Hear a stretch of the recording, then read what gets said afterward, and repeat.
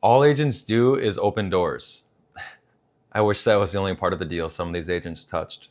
My name is Ben Wiesner. I've been a real estate broker and investor since 2011.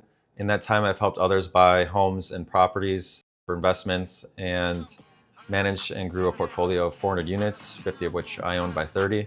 Opening doors is society's job description for real estate agents, but in reality, the problems they cause have little to do with locked doors and a lot to do with more important parts of the deal.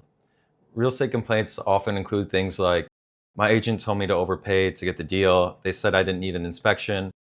My agent isn't listening to what I want in a home. They put me in a dangerous area. They missed a deadline and the deal fell apart. They didn't know how to negotiate.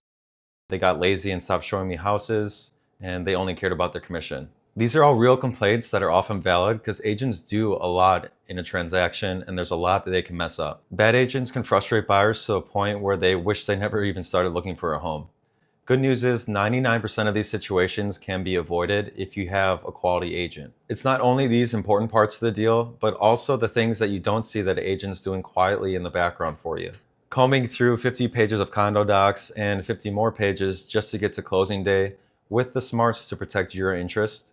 Showing you your 20th home with a smile, knowing it's not the one you're going to pick, but still staying positive that you will eventually find the right one. When you do, they'll spend their Friday night writing your 5th offer. Then there's guiding and teaching a client for months just to hear them say, actually, we're just going to find an apartment. Or, oh, the listing agent said they could write an offer, so we just had them do it. There goes 50 hours of work. You may think, oh, agents are so lucky to make their own hours, but the best hours to be off work are usually the ones where opening those doors we're so good at opening when you're off work. There's a joke in the industry that says that you're not a real agent until you ditch your family vacation to write an offer for a client. Then there's keeping the deal organized, not only for themselves, but also for the buyer and the seller, while wrangling in all the other people that you need, like the vendors, the inspector, the condo management association, the lender, the closing company, and whoever else needs to be in there to meet the deadlines and get the tasks done that you need done. I just finished a deal where the lender, the buyer's agent, and the condo association weren't keeping up with each other to get the financing done in time for closing. Even though as a listing agent, I had nothing to do with the loan portion of the deal, I knew that it needed to get done and found someone else at the condo association to get all the documents we needed that day. I was amazed that the 4 people who should have cared most weren't getting this done, and it took 2 outsiders, me and that other person at that condo association, to actually get the transaction done and get it done on time so the buyers can move in the day after closing. At the end of a deal, great agents are not only given their commission, but the respect from buyers who notice and appreciate all that the agents had to know and do in order to get the deal finished. My last client even told me at closing, after going through it, there's no way I would try to buy or sell a house on my own. I maybe could, but there's so much to do. I'd spend too much time trying to get things right and probably mess things up along the way anyways. Hearing this was almost worth as much as the check in my hand. The agent complaints that make the most noise online are usually with those 20% of agents that shouldn't even be agents. If I had it my way, these agents would never make another deal again or work with another client again. They're the ones that have no maintenance or billing knowledge, but they pretend they do, causing their client to miscalculate what his home is worth and make a mistake on their purchase. They also lack the negotiation and people skills to work well with other agents and read between the lines when they're negotiating over the phone or in person. Then there's market knowledge. With the high competition and low inventory of today, it's been sellers' advantage to always list on MLS, and off-market properties have been pretty scarce. But there's other ways that your agent should know the marketplace. It has more to do with having a feeling for how fast deals are being made, how much over ask homes in a certain area are going for, and being able to tell you when a price for a home is too high, so you shouldn't try to outbid the other people in it. To negotiate well, you as buyers should always be willing to walk away from a property if it gets bid up too high. And this also goes for your agents. If they're getting greedy and just want to get the commission and get your deal done, move on to the next one, it's not going to be a good thing for you. They should be willing to stick it out with you and not let you overpay on a property so they can just get their commission and walk away. Which leads us to putting clients' interests first. The most dangerous person in a deal for a buyer or a seller is their agent. It's the agent who is willing to put their commission before their buyer or seller's interests and just do whatever it takes to get this deal done. A crazy story I have about this is I once met this real boss girl that was focused on building her business and wanted to buy a home. So she hired her friend who was a real estate agent to help her through the process. She started looking online and found a home she really liked and had the agent go take a look for her. The agent went and convinced her that this was a great house for her to get and that she should put an offer in right away. Amazingly, the offer was accepted with no inspection, and everybody was happy that the deal was going through. Within a week after closing, the buyer noticed that she put her in a kind of a dangerous area, and an area that she definitely wouldn't have picked if she had been more active in the search process. So her agent, who was also her friend, put her in this rough neighborhood, and now she was in this home that she didn't want to be in and couldn't get out of the deal. Her agent friend didn't do anything illegal, so there's no repercussions that she could go back to her for. She was just new to the process, new to being an agent, and just had bad judgment in where she placed her friend in a home. Another thing agents can fall short on is being organized and timely. Missing deadlines doesn't happen often, but things can get really ugly when it does. Most of the time, an unorganized agent will just cause a lot of stress for the buyer or the seller and the other agent that's in the deal. In the case I mentioned earlier with that nonchalant agent, lender, and condo association, the buyer could have had some real issues. They could have missed their move-in date, which was the day after closing. And if you've bought in a condo before, you know how that process is just kind of complicated, and they set that date weeks in advance. They could have also had a lawsuit from my seller. The seller was very frustrated and told me as a listing agent that they were going to want to seek some retribution for issues if they came up. And then lastly, just revising all the closing day accounting and everything that goes into all that. So don't get caught in this 20%. There's these agents that don't care enough, or they care more about the commission. I'm going to tell you how to avoid them in just a minute. But first, we're going to look at some data on how agents stack up against other professionals. So here are two surveys from people's experience with agents and people in other professions. First one's from 2018 and the second is from 2022. They're both pretty similar when it comes to agents, but the one from 2022 is a little more negative. What we see from these is that 22 to 25% of people have positive experiences with agents, whereas 19% have negative experiences, and the rest of them are somewhere between in an average. In all my years in this profession, I have my own take on what these percentages are.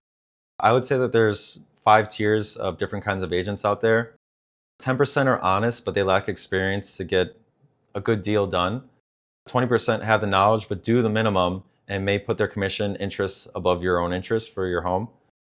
20% will provide a normal, decent experience. 45% are good agents that will provide a positive experience and do a good job to get you into a nice home. And then there's the unicorns, the 5% that have the skill and the attention to detail to make great deals feel relatively easy. They're charismatic, experienced, smart, and do everything they can to make a deal feel simple and rewarding for their clients. The top 5% have a reputation that precedes them, but they work so hard to get there. There's the years of diligent work they put in, tens or hundreds of thousands of dollars in ad spending and brand building, networking, gaining specialized knowledge, all these things that they needed to do to become the agent that they are today. Then there's these real estate listing websites where they show everything that's on the market on your map in your area. They have a little spot where you can set up a time for a showing.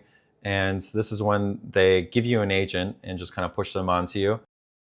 Do you really think that they're giving you that top 5% of agents when they're doing that? Or are they selling these forced agent interactions to the highest bidder? Hello, bottom 30%. I mean, look at this. This is from one of those listing websites, and they have the fine print below that they're just going to force an agent on you. And thanks to the new real estate laws, that agent cannot show you a property until they have a signed contract with you. So this is just a high pressure sales tactic.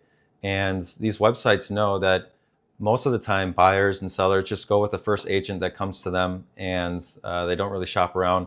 But what you need to realize is you are the market for these agents. You should be comparing agents, their commissions, what they do, what their experience is, what their reviews are online. All of this to make sure that you're getting a good person to help you through the entire transaction, which is oftentimes the biggest deal of your life. Finding the agents that rank in the top 10% of people in their craft is so important to your success in a deal. I'm going to give you some tips on how to find these top agents and also how to avoid that bottom 20% that, in all of our opinions, should never have another client or touch another deal again. So first is identifying who you want to work with. When you're making an important choice to find your real estate partner, you should treat them like a business partner. They're in fact helping you make choices with hundreds of thousands of dollars of your hard-earned money. So don't just sign up with the first person that comes your way. If you find an agent, look them up on Google, on their reviews on different websites. Check them out on LinkedIn, see if they have any Better Business Bureau complaints.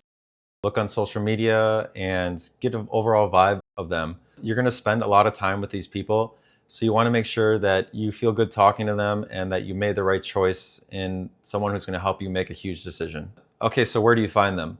When you start your search on these popular listing websites, the forced suggestions and ads for agents are going to start coming out of the woodwork. These websites will only tell you in the fine print that you're going to be on a high pressure sales date that you didn't even realize you're going on. Their suggestions may be okay and you might get a good agent out of it, but just be mindful that they're paying these websites for these spots and for the website to also make them look good in general. So even though they may be good agents, there's a good chance they're not going to be that rare top quality agent that you want on your side. So like I said before, make sure you do your research on them before you actually sign anything with them, because they're going to want you to sign something before they take you to that first showing. Many people will find an agent in a family member or a friend, or from a family or friend's recommendation of an agent that they used in the past. That's great. And if a trusted friend said that this agent did a great job for them, odds are that they're going to be trustworthy and can do a great job for you as well.